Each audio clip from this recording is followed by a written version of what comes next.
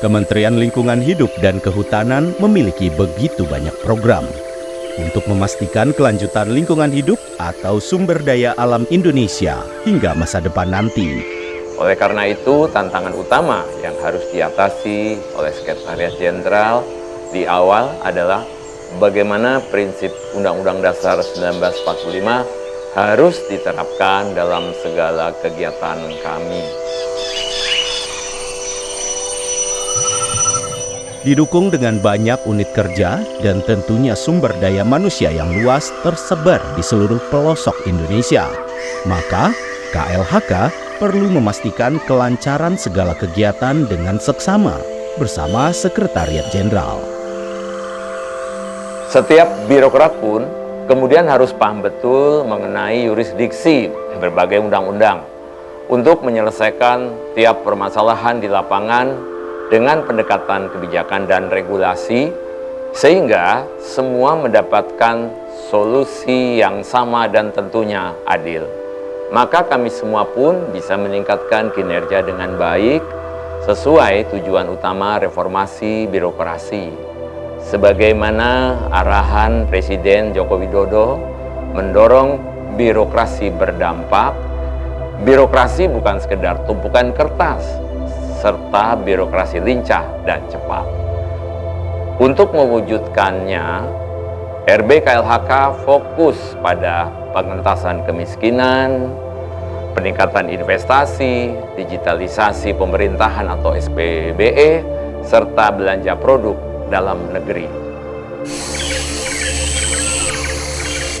Seiring perbaikan tata kelola KLHK, Sekretariat Jenderal juga membawa kementerian ini mencapai beberapa keberhasilan yang signifikan selama periode ini.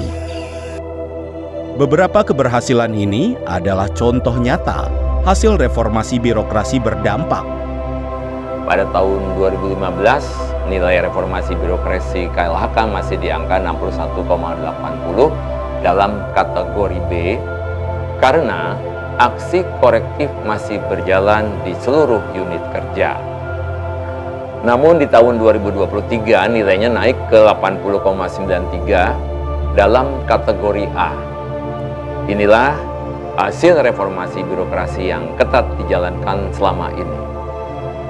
Untuk terus melayani publik, baik para pelaku usaha maupun masyarakat dengan lebih cepat dan efisien, sangat penting bagi KLHK untuk memperkuat sistem pemerintahan berbasis elektronik atau SPBE yang bisa menjadikan percepatan pelayanan publik untuk seluruh birokrasi yang berdasarkan good governance.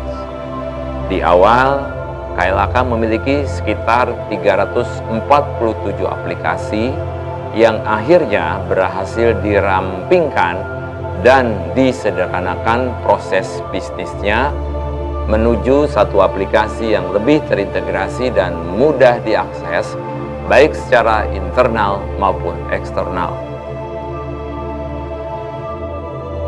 Setiap birokrat di KLHK harus menjadi lebih baik setiap harinya, sesuai dengan arahan reformasi birokrasi yang berdampak.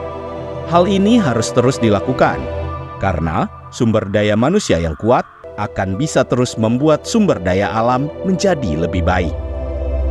Keterbukaan informasi publik KLHK selalu meningkat setiap tahunnya. Di awal, KLHK dinilai tidak informatif dengan nilai 37,5. Namun setelah melakukan pengawalan dan tentunya edukasi yang menyeluruh ke seluruh tingkatan birokrat, nilai keterbukaan informasi publik KLHK terus melesat naik hingga menjadi 90 di tahun 2023. Dalam penilaian keuangan, di awal KLHK dinilai wajar dengan pengecualian atau WDP karena belum ada standarisasi pengaturan dan pengelolaan aset. Setelah menata kelola kembali birokrasi sesuai dengan peraturan Kementerian Keuangan selama 7 tahun terakhir, KLHK selalu mendapat penilaian wajar tanpa pengecualian atau WTP. Beberapa keberhasilan ini adalah contoh nyata hasil reformasi birokrasi berdampak yang mengedepankan dua hal. Yang pertama adalah deregulasi, di mana kami terus berusaha untuk menyederhanakan regulasi sehingga tidak saling bertumpuk dan mudah dipahami, sehingga kita semua bisa menjalankannya dengan benar. Lalu yang kedua adalah debirokratisasi, di mana semua tahapan birokrasi tidak perlu berbelit lagi, sehingga semua menjadi efektif dan tentunya efisien, tidak memberatkan masyarakat. Jaga kesinambungan kerja-kerja yang berhasil. Jaga lingkungan hidup kita.